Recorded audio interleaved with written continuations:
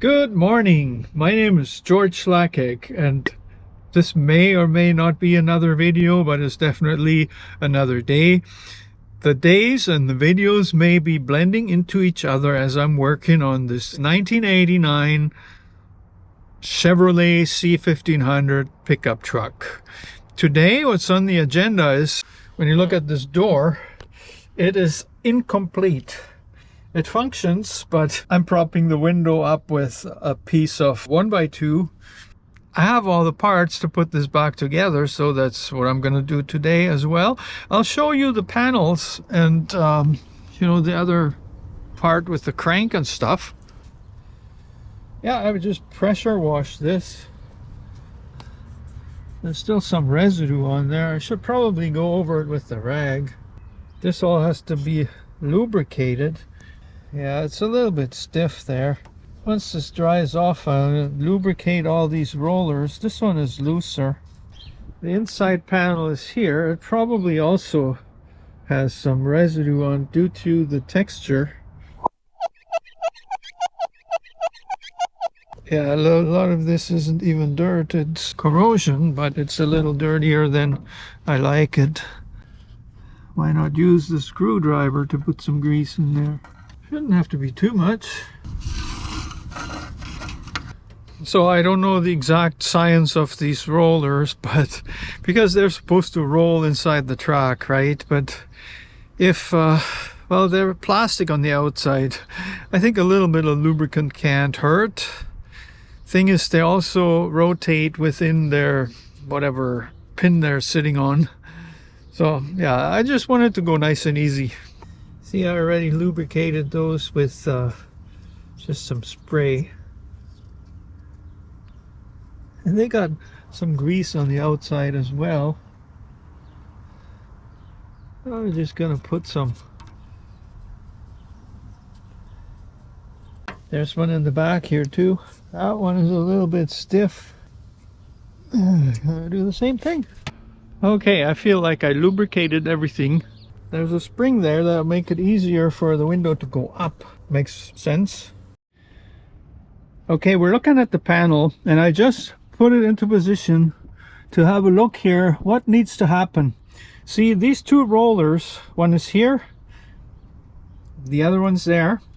They need to go into that rail on the window. And then there's another roller that needs to, this one there, needs to go into that rail on the panel.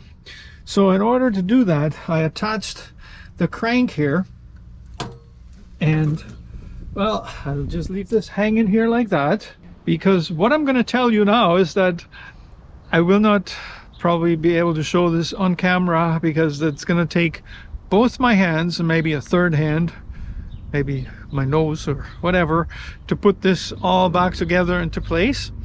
But then when it's back in place, I could tell you about how bad it was. Okay, in this position, the window is down as far as it'll go.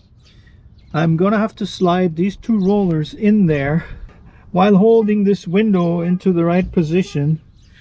And at the same time, this one is already in its slot. Some idiot with the horn. So I have to put this rod into that lever. And there's another rod here which goes, see this one, you can tell by the way it's bent, you know that it would go right there. I'm going to worry about the rollers first.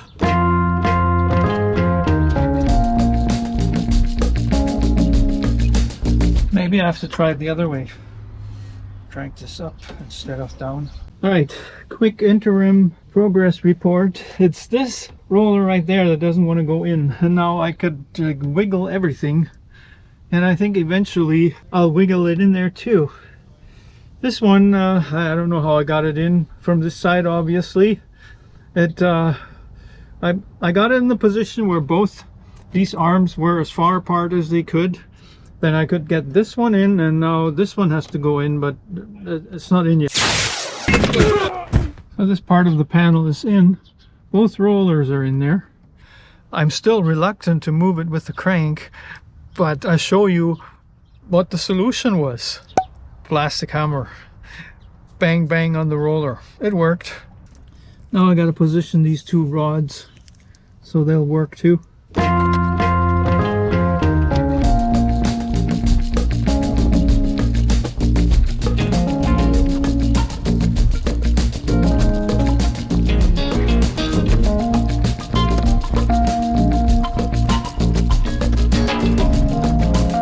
So guys, overall this wasn't too bad.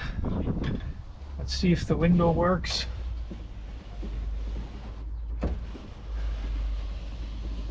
Yeah, it sure does. It's good enough. Now the inner panel has to go back. So the door is entirely back together. The rest with this plastic panel is relatively simple. I got new clips for it, but I want to show you something that regarding these clips.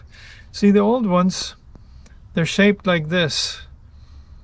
They're kind of narrow at the top, and then you could put them into the panel and twist them so they lock in place. Now let me show you the new ones. See the way they're shaped? I actually had to cut off the top in order to get it into the panel. Yeah, I'm getting overdue for a lunch break. However, I don't want to start on the floor before I can lock both doors. And, well, the passenger side door still has the old lock. So I removed the panel. It doesn't need nearly as much work as the driver's side, but look at this. I mean, I don't want to just leave it dirty like this. Yeah, this paper, I guess I can remove it and then give this whole inside of the door a wash. That's kind of adhesive on there, but it's filthy. It is dirty. Yeah, I'm gonna pressure wash this for sure. In order to get the door lock out, see, there's a 10mm headed bolt inside here. So I loosen it and then I put the camera down and I go in there with my hand. See, I got it out. You can't reach it by hand. You have to just be careful with the socket. For lack of a long 3/8 extension, I used a small deep socket, 10mm, and an adapter and a short extension. Another thing I wanted to show you before I forget it, these door handles, I mean, they're the window cranks. If you could see this, there's a clip inside there. There's a special tool for those, but I of course don't have it. So what you can do is you take a screwdriver and you push against the door panel so that it has a gap there. Then you can see where the clip is. You take a pick and just pull on it. You don't need a tool to put them on because the way the spline is shaped, but to get it off, you need to pull this out.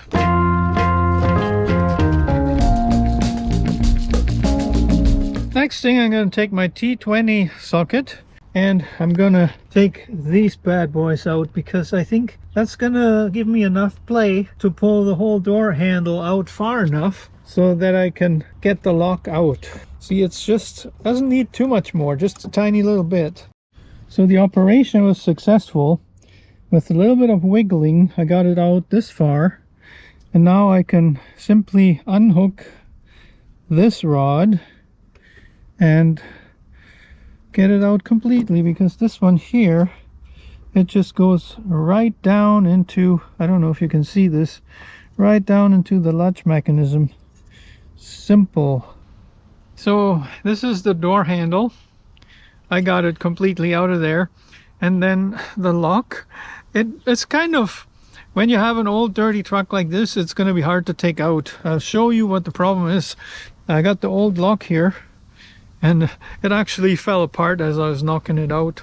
Right at the top here, there is a kind of latch, and you have to depress that, and then it can come out. But it has so little play in there that if there's any dirt or anything like that obstructing it, or obstructing this thing here, I guess the dirt could even be inside the lock, because this being the passenger side one, it probably never really got used much.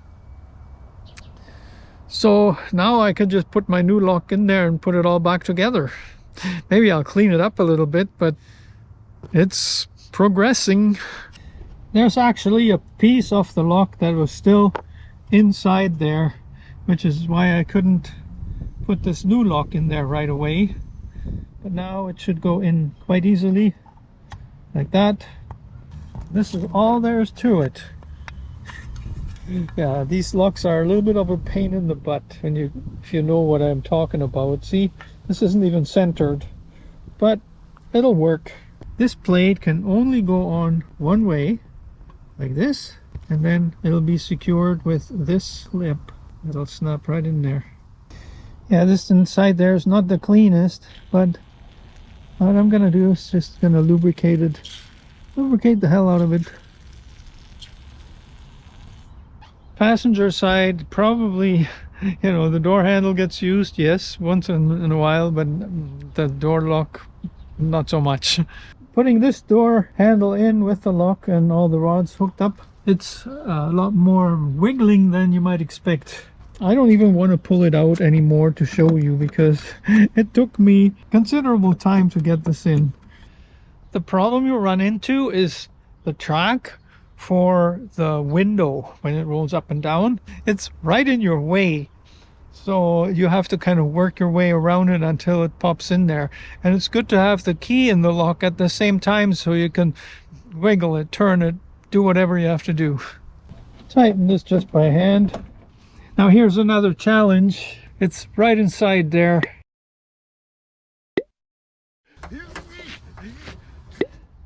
It's in there. I didn't drop it. Now back to the Torx. And once again, I'll have to use both hands. Got one lined up.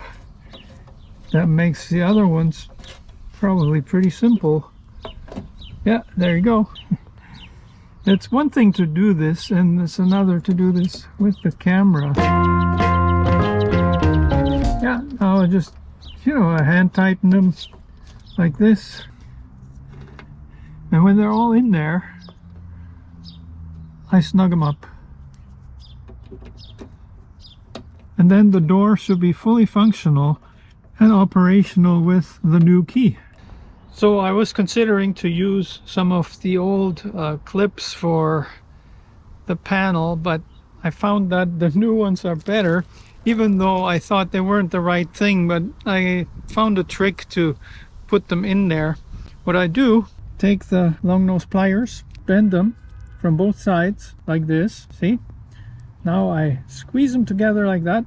Squeeze them together good, because that's how we're going to put them in the slot. Yeah, I cannot do this with one hand alone, but you get the idea. Now if I take the pliers and I push down on it a little bit more, I don't know if I can do this with one hand. Nope, I can't. But it works, I swear. You just have to use your other hand to kind of hold it there. Well, the door is completed. Now I'll crank the window. Lock, and no, this is unlocked. This is lock the door. There we go. I'll try out the new key. There's the Chevy key. On this side, I can actually put it right side up.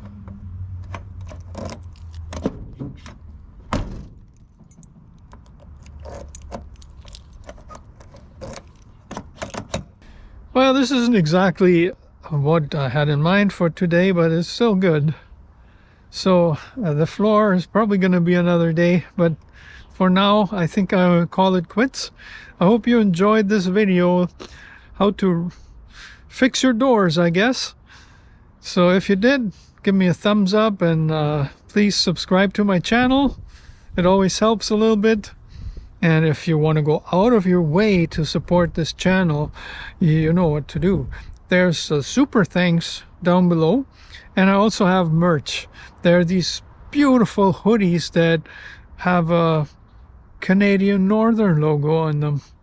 Why that? Because one day I had a brain fart and I decided to restore that logo, which, by the way, is public domain.